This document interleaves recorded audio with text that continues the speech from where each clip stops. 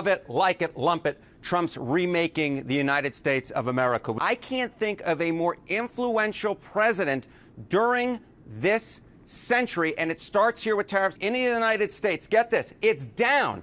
It's going to be down at least 60%. We may be dealing with, get this, negative net migration to the United States in 2025. That would be the first time there is negative net migration in this country in at least 50 years. We're talking about down from 2.8 million. Well, CNN has just admitted something so big, it's shaking the very foundations of their years-long narrative. For the first time in over 50 years, net migration to the United States is on track to be negative.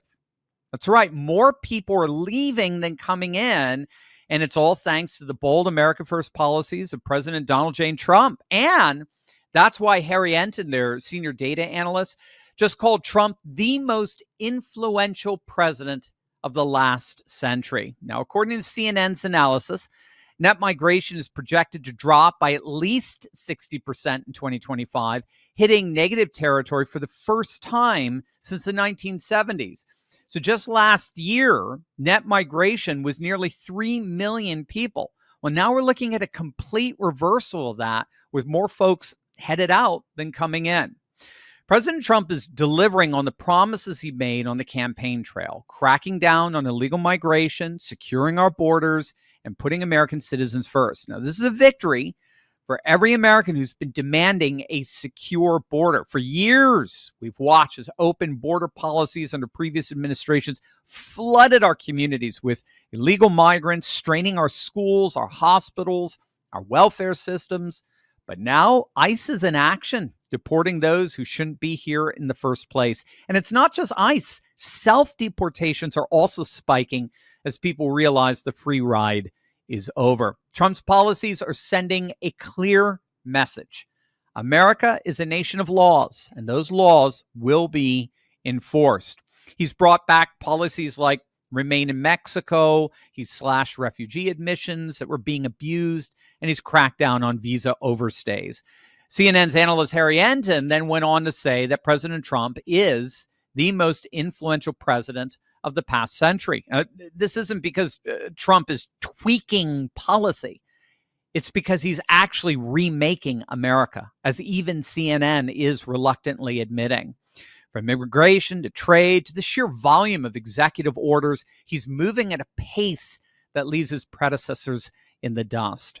Trump is highly effective at enforcing his agenda. He's getting things done with an unprecedented level of action. In just the first 6 months of his second term, he signed 180 executive orders. For context, Biden managed just 77 in his entire first year. And we don't even know how many of those he actually personally signed. Trump's moving at a pace we haven't seen since FDR. And every one of those orders is about cutting red tape, boosting the economy, or protecting our sovereignty. So this is a huge moment for conservatives. I mean, we've been fighting for a leader who actually accomplishes important things for an America First agenda. And Trump is that leader. He's incredibly effective. The globalist liberal West has fought to keep him out of power and get in his way precisely because they know that his America First agenda is the end for them. This is part of what sets him apart. He's not beholden to the swamp, the globalists, the woke mob. He's fighting for Americans. And this is why so many forces hate him and are trying to undermine him. Well, joining me today to discuss what's going on with Trump's agenda is my good friend and international geopolitical analyst, Constantine von Hofmeister. Constantine is editor-in-chief at Archo Publishing, and he is the author of two phenomenal books, Esoteric Trumpism and Multipolarity. I had the honor of writing the introduction to that. And he also has a brand new edition. This is from Archo Publishing, of Guillaume Fay's Archaeofuturism. You know, I talk often about this notion of Archaeofuturism, and Constantine and I will talk about that as well. If you have not read this book, this is your opportunity to do just that. Constantine, welcome. Great to see you as always. Well, thank you very much for having me. I really appreciate it, and I'm very grateful to you, of course. Well, I'm always grateful to you for spending some time to chat with us.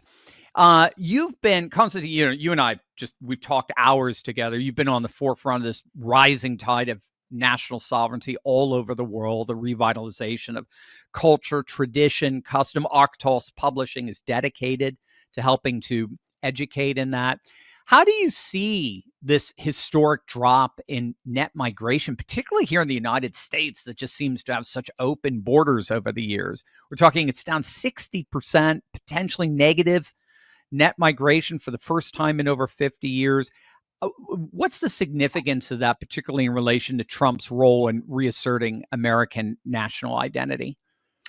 Well, I think it is all part of the so-called vibe shift that we're witnessing, especially in the United States, but also in the West as a whole. And what you mentioned earlier, that Trump is the most influential president in quite a long time, is definitely true because of this vibe shift, because it is not just the policies that he enacts and the executive orders that he signs, but it is a general mood, I would say, in the country that is basically influencing events and making them happen even without direct action. What do I mean by this? I mean that people in general in the United States, at least a very large percentage of citizens, support what Donald Trump stands for, which is MAGA, of course. And I call it Trumpism as a movement, which is about the reassertion of, as you said, national sovereignty. And I think this is the most important thing in today's age, where globalism basically threatens to undermine the sovereignties of all nations and destroy their makeup by diluting the populace basically with elements that are alien to the culture and civilization that the country represents. And I think Donald Trump reasserts true American culture, and he wants to go back to what America used to be, I think, before it became sort of watered down with the globalist influence and mass immigration. And like the Democrats always emphasize, like different values that are applicable supposedly all over the world, and everybody's the same, and they want to level everything down. But Trump insists that America is different, it is exceptional, and Americans should be proud of it, of course. And when you say that, yeah, he signs a lot of executive orders, of course, it's very good and it's very effective. The only issue I see is that if there's no continuity, if MAGA does not become dynastic, in my opinion, then it basically has no future, because there is, I suppose, a possibility, even though remote at the time, because of the weakness of the Democratic Party, that another Democrat president might come into power in 2028, and this president might undermine everything that Trump is trying to build. And then we're basically back to square one. So we basically need some kind of continuity to make MAGA not just, I would say, a blip or a 4-year golden age, but a real turning point for the United States. So the United States, even in the future, can become, I would say, the guiding light for the West as a whole, because that's what America has always been, right? I mean, for good or for bad, because everything that happens in America happens in the rest of the West, especially in Western Europe, usually with a delay of like 10 or 15 years. So if you have like a long-term MAGA movement, you could really see a shift, not just in the United States, but in the West as a whole, in my opinion. Yeah. Well, I'm just thinking JD's speech back in February at the Munich Security Council, the way, he went full MAGA, and all the NATO leaders gathered there, and then met with Alice Weidel of AFD, and he completely blew off Olaf Scholz. And I'm just like, wow, yeah, it's for good or for bad, the influence of America is inevitably going to wash across the continent of Europe as well. I thought about you because you, in your book, Esoteric Trumpism, one of the main themes of the book is that the attraction to Trump is he's not so much, and I talk about this a lot on the channel, influenced by you. It's not pragmatic attraction or political attraction or anything like that. It's very mythic in many respects. Trump channels these archetypes that help, these archetypes that guide civilization, or civilization is guided by. And I thought of you because Harry Enton, as I mentioned earlier, talked about Trump being, and this is CNN, I mean, I can't even believe they're saying it, the most influential president we've seen in the last century, citing the unprecedented pace of the executive order, 180 executive orders in 6 months. And in your book, you compare Trump to historical figures like Andrew Jackson, and in these very mythic terms. Can you elaborate on how that that embodiment of heroic leadership is evident today with Trump? Yeah, I think it is absolutely evident, because we have to look beyond Trump the man and look at Trump as a symbol and as an idea. We have to look at what he actually represents more than what he as a human being does, because all human beings are flawed. Obviously, nobody's perfect, including Trump. But what he represents and what he triggered is absolutely momentous and history changing in a really, really, really big way. Because Trump, in my opinion, is basically an instrument of history. Whether he is conscious of this, whether he wants this or not, is actually quite irrelevant. Because sometimes history chooses certain individuals to propel the course of events into a radically different direction, because a course change is absolutely necessary if we don't want to end up in total dissolution. And I think Trump is this person. It is quite evident to me. And this is why he's so polarizing, because all great men in history, including Andrew Jackson and Julius Caesar, were polarizing. I mean, Julius Caesar, he crossed the Rubicon with his military. He refused to stay in the province that he was assigned to, and he crossed the Rubicon, marched towards Rome with the legions that were loyal to him, defeated Pompey in the Civil War, and basically declared himself dictator, became the mythical, well, the most famous Roman in all of history, pretty much, obviously, Julius Caesar, and really made Rome a glorious empire. And I think Trump has the potential.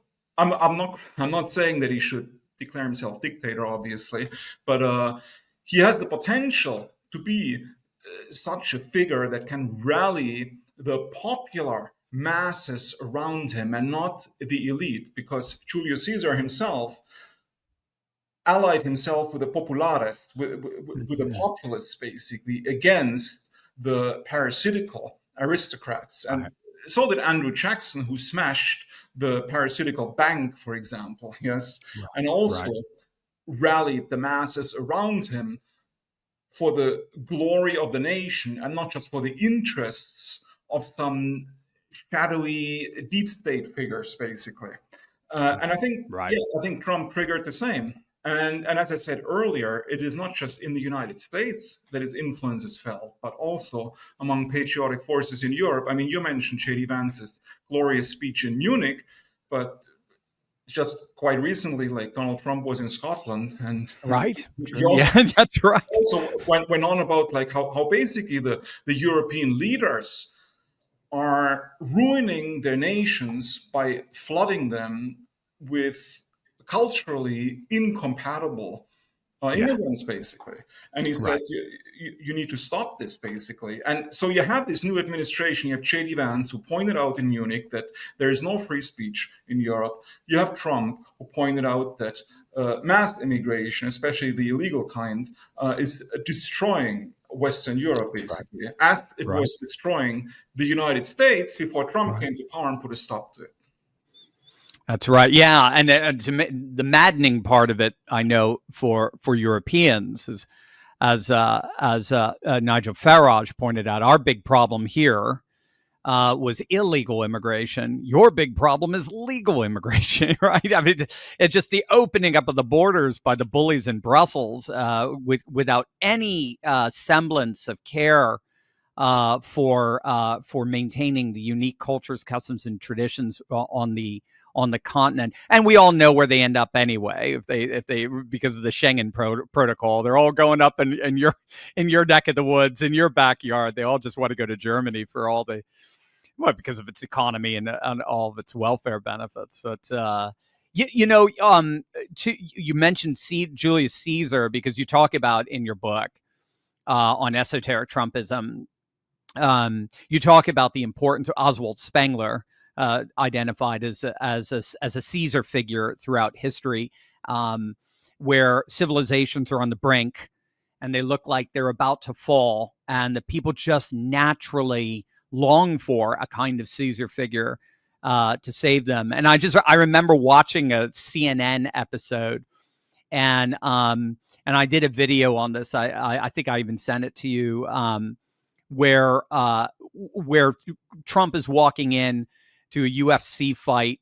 I think it was in Madison Square Garden. People going nuts, and even the CNN panelist said it was like Caesar returning and going into the Colosseum, having conquered the enemies and so forth. And he had his whole entourage, Marco Rubio's behind him, Tulsi Gabbard, RFK, and just the way they were walking, you can't help it. Yeah, there's a vibe that they are embodying, whether they know it or not. There are historical winds that they're embodying. But you were writing about that back in I think this came out in 24. Yes. Yeah, you were right. You were recognizing that. Literally months before we all saw it explicitly. Can you just go a little bit into depth on Oswald Spengler and this notion of a Caesar figure and how Trump is embodying particularly that? Yeah, just to summarize real quick. So Oswald Spengler is a German philosopher historian who's most famous for his book, The Decline of the West, which he actually wrote in the 1920s, so over 100 years ago. And in this book, he says that all civilizations, including the West, are basically like organisms, like a human life, like a human being. They are born, they mature, they grow old, and then they wither, and then they die. And he says it's completely inevitable. It's just the way of the world, basically, because nothing lasts forever in this material world of ours. And he specifically talks about the West and the end stage of the West, because even 100 years ago, he felt that the West is already in terminal decline because of decadence, debauchery, loss of values, loss of culture, and now ultimately what we're seeing now, especially in Europe, is a loss of identity. Yes, when people don't really know who they are and who they belong to, which ethnos they actually belong to. They don't have this feeling of belonging anymore. Everything is in total dissolution. And according to Oswald Spengler, in this period of dissolution that the West is undergoing, there will arise strong leaders, strong figures. He calls them the Caesars, the rise of the Caesars in the end stage of the West, who will try to sort of stem the tide of decline and reassert the former glory that the West represented, the Faustian spirit, so to speak. And it is my belief that Trump is one of these figures. It's very, very apparent to me. And we have other figures on the world stage who I would also describe as Caesar figures, like Viktor Orban in Hungary would be one, Vladimir Putin in Russia for sure, absolutely, and Donald Trump, Modi in India, if you want to talk about other cultures as well. And these people basically tap into I would say what Carl Jung, the famous Swiss psychologist, described as sort of like the collective unconscious, the soul of a people, basically, and what these people actually represent on an archetypal way, in an archetypal way, basically. So Trump is sort of also like an archetype. It's sort of like almost like a Hindu avatar of some sort of deity, basically. So he is more than a man. You have to look beyond Trump as a person and look at Trump as the avatar that is coming basically to avenge the people against the usurpers, basically. Right. Yeah. Go ahead. Yeah. No, sorry. So I mean, this is basically what I was trying to express in the book. I mean, this is the main point. It's not really about Trump and what he as a human being does, but the movement and the force that he engendered, basically. Yeah, and again, that's what I loved about the esoteric, these forces, these historical forces that are happening and are manifesting themselves. Yeah, and in this avatar sort of way, I think Michael Millerman likes to refer to him as the Sun King. It's just especially with the blonde hair and so on. But just having this almost mandate from heaven kind of. He's not this. The fascinating thing is he's not the trained politician. Exactly. He isn't looking at focus groups and so on and so forth. He seems to be above the fray of the whole DC swamp-like frames of reference that all the other politicians are caught up in. J.D. Vance seems to have a little bit of that as well. Seems to be very much, well, all of them, everyone who's surrounding Trump seems to be a bit above that. Now, that said, I'm curious what you think, Constantine, based on what you've been seeing, particularly on the international stage. That said, what would you think, what would you describe as perhaps the greatest threat to Trump's conservative nationalist agenda? I know, as I'm sure you know, many MAGA faithful were very nervous about the Tehran strike. We didn't want to get bogged down in we didn't even know why we were intervening in that in the first place. We're very nervous of the way Trump has been talking tough against Putin of late. Almost sounds identical to Biden in the way he's talking about Russia. What do you think is that the greatest threat? Are the neocons still around exercising influence? What do you think's going on there? Well, the neocons are definitely still around, of course. Talking quickly about the strike on Iran, in my opinion, it was quite a brilliant chess move of Trump, basically, because no matter what people say on X, on Facebook or wherever, like they say, okay, well, Trump attacked Iran and he promised peace. Well, he didn't actually start a war, right? I mean, there's no war going on between the United States and Iran, and Trump is not a king and he's not emperor, so he can't make all decisions and basically decide what is happening in U.S. policy. I mean, the United States is still a republic, and you still have checks and balances. And I think there are different factions around Trump, like very powerful factions. And I think Trump has to basically do a balancing act by pleasing these factions, because I think he cannot alienate these factions, because they might harm him in a very bad way if he did so. So in the case of Iran, I think, of course, you had the neocons that were screaming for war with Iran, and also they still have a lot of influence, I would say, with the deep state, still not unseated, in my opinion, or dethroned. And he had to please this faction, and he did it quite brilliantly. I think he did the same in his first administration. He also did like a sort of contained strike, basically. Soleimani strike, yeah. Exactly. Yeah. That didn't really have major repercussions, and also didn't lead to a war. So in that sense, I think it was a brilliant chess move, and he did very well, in my opinion. So I would never criticize him for this. Yeah, what's going on with Ukraine now, of course, it's the neocons. And I think Trump is genuinely disappointed that he wasn't able, basically, to broker peace as he had promised during his campaign for the presidency. So I think he's losing patience. I mean, he's a human being after all, so he's losing patience. He's trying all kinds of art of the deal moves, so to speak, like carrot and the stick, basically. Now it's more the stick, less the carrot at the moment. Right.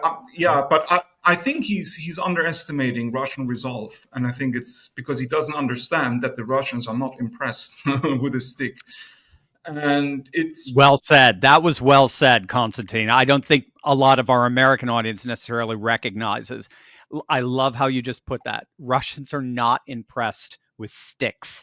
They're They not, dealt with right? sticks for 1,000 years. They're not impressed. Yeah, I like Yeah, that. and the Russians will continue. I mean, Right.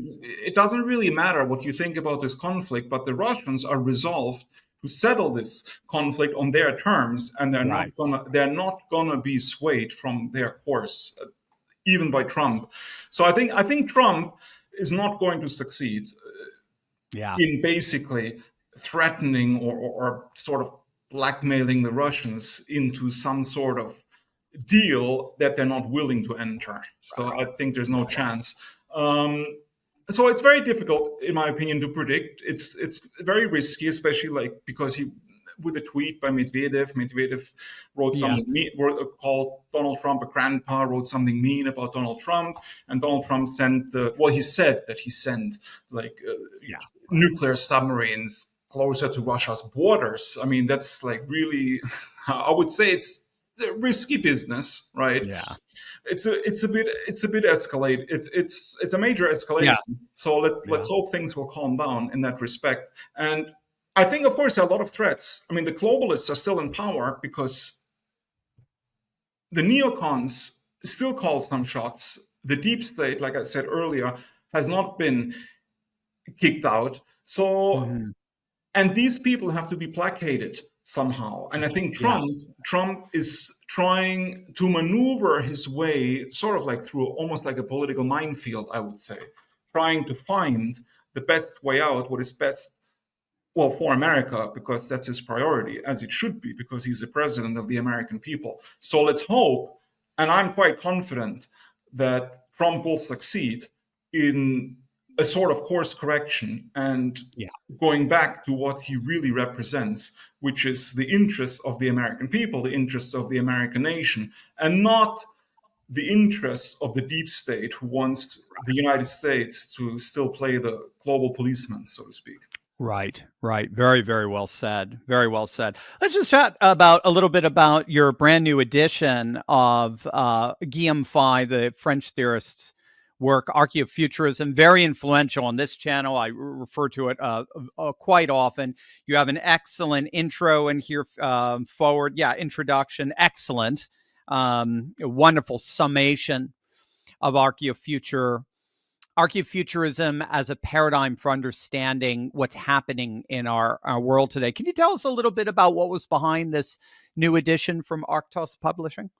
Well, we publish a new edition because it's very timely now, because we live in an archaeofuturist world more than ever before, and we can see it all over the world.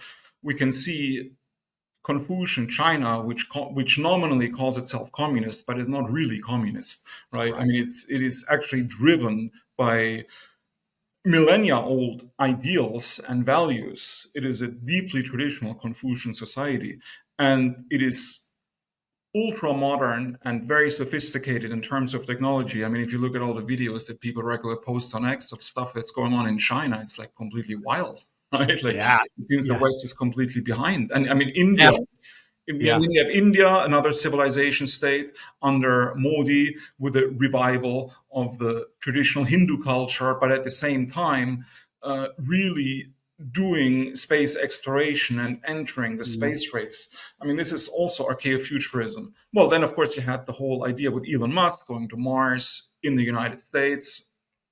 Totally archaeofuturist, especially if you steer the whole idea of progress and technology away from the woke disease, so to speak, which is happening at least in the United States and in other civilization states across the world, like the Russian Federation, India, and China. It is not happening in Western Europe, because I think the headquarters of woke incorporated has shifted from the United States, in my opinion, to Germany now, because it's the most powerful country in the European Union. But the European Union itself is now the embodiment of global homo, so to speak. So archaeofuturism is the future, though, because especially now with the advent of artificial intelligence, which cannot be stopped. And I just recently read a tweet by an AfD politician called Maximilian Krah on X. And he said that the European Union simply doesn't understand what is going on. So Germany got rid of nuclear power plants, and cheap Russian energy at the same time several years ago, like ruining its industry basically, and has a total obsession with environmentalism and green renewal and I don't know, renewable energy, electric cars, all that stuff. While Donald Trump and his administration got rid of restrictions basically left and right, and drill baby drill, right? Because in this new race, which is, I would compare it to the space race that occurred in the Cold War between the Soviet Union and the United States, where everybody was trying to go further into space and top the other party. Now we have the artificial intelligence race, and I think the two top players are definitely China and the United States. And whoever comes out on top will rule the world basically. That's how it is, because artificial intelligence is a genie. It's already out of the bottle. You cannot put it back in. The European Union will be left behind because they don't even have the energy right now required to power artificial intelligence. I mean, you know how much energy even like the whole Bitcoin thing requires. Artificial intelligence like tenfold. So Yeah. I like how in El Salvador, where they're mining near mining for Bitcoin near being powered by volcanoes, basically at this point. Yeah. It's just it's incredible. I would just, even the way you were talking about it, how we're seeing cities like Jeddah, and nations like Saudi Arabia, Qatar. You mentioned like Shanghai or Beijing, Dubai. All of the cities of the future are actually being built in very, very traditionalist societies. Whereas I guess what we have a couple of new ones, maybe Vegas or something like that, where you and I have hung out before. But most of our cities in Europe and the United States, they tend to be more museums. Like they tend to be more historical, the great cathedrals or whatever, or just Philadelphia, like, where 1776. But these other places are like, they're looking to their cities look to the future. Ours look to the past. Both are great. But it is fascinating that the new ones, the real high-tech sort of cyberpunk cities, are being found in some of the most traditionalist societies. Absolutely. I think it also ties in with multipolarity, because in the multipolar age, which we're living in right now, which I also call the new age of empires, we have civilization states. Thank you. Right. Well, you wrote a great introduction to this book, by the way. So I want to thank you again. My pleasure. So in this new age of empires, in this multipolar world, we have different civilization states that basically reassert their identity in a very, very, very strong way, but forward-looking, because you just put it very, very, very nicely when you said that in the West, especially in Western Europe, culture, history is a museum. People look at it, this is how it used to be, but now we're all cool with gay pride parades and techno discos and bars and all that stuff. So I mean, we can look at the Roman sculptures and the Colosseum, just out of pure curiosity or interest. But people don't really feel a connection to their own ancestors anymore. They don't feel that these people that built the Colosseum, that they are actually a direct line millennia back, basically, that an unbroken, basically, succession of generations that built the Roman Empire.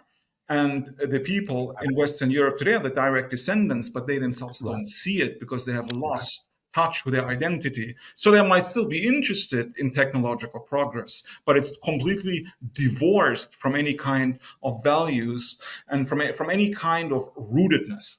So while in other countries like China, you have rootedness. In Russia, you have rootedness. I think in America, it's coming back, the rootedness, because people understand that identity is also rooted in the soil, right? So it is the soil and the soul of a people that creates identity. So I wouldn't say that immigration per se is a bad thing. Of course, you can have immigration, but it should be quality immigration. It should be immigration of people that can help you build the future. Build your civilization, without giving up your I would say your ethnic soul in the process. like the right. West has done for so long.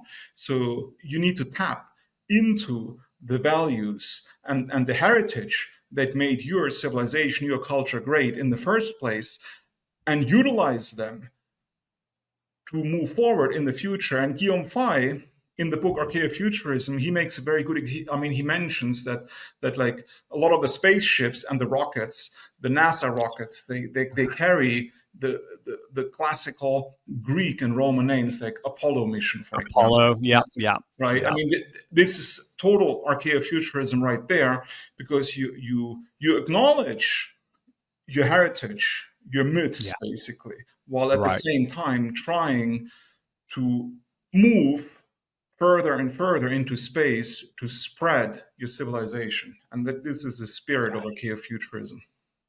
It's brilliant, absolutely brilliant. I couldn't recommend a book more for people to read, as well as Konstantin von Hofmeister's Multipolarity and Esoteric Trumpism. Where can people keep up with you, Constantine? I know you have a great Euro-Siberia Substack. We've got links down below to keep up with your work. Where would you like people to go?